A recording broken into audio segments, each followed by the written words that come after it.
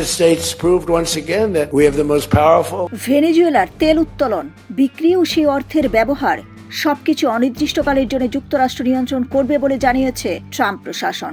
এর মাধ্যমে দক্ষিণ আমেরিকার দেশটির উপর ওয়াশিংটনের নিয়ন্ত্রণ আরও জোরদার হচ্ছে।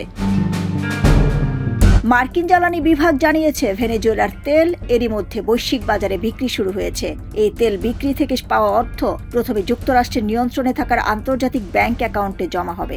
পরে এই অর্থ যুক্তরাষ্ট্র ভেনেজুয়েলার জনগণের স্বার্থে ব্যবহার করা হবে বলে দাবি করেছে মার্কিন সরকার। প্রাথমিকভাবে ৩ থেকে ৫ কোটি ব্যারেল তেল বিক্রির পরিকল্পনা রয়েছে। জ্বালানি বিভাগ বলছে এ প্রক্রিয়া শিগগিরই শুরু হবে এবং অনির্দিষ্টকাল চলবে। এ বিষয়ে মন্তব্য করে প্রেসিডেন্ট ডোনাল্ড ট্রাম্প বলেন, ভেনেজুয়েলার তেল বিক্রির অর্থ দিয়ে কেবল যুক্তরাষ্ট্র তৈরি পণ্য কিনতে সম্মত হয়েছে। এর মধ্যে থাকবে কৃষিপণ্য, ঔষধ, চিকিৎসা সরঞ্জাম, যন্ত্রপাতি এবং ভেনেজুয়েলার বিদ্যুৎ ও জ্বালানি অবকাঠামো উন্নয়ন উপকরণ। ট্রাম্প আরও জানান, এই চুক্তির আওতায় প্রায় $200 কোটি মূল্যের অপরিশোধিত তেল যুক্তরাষ্ট্রে রপ্তানি করবে ভেনেজুয়েলা। এর ফলে দেশটির তেল রপ্তানি চীনের বদলে যুক্তরাষ্ট্রের দিকে ঝুঁকবে এবং বড় ধরনের উৎপাদন হ্রাস এড়ানো সম্ভব হবে বলে ধারণা করা হচ্ছে।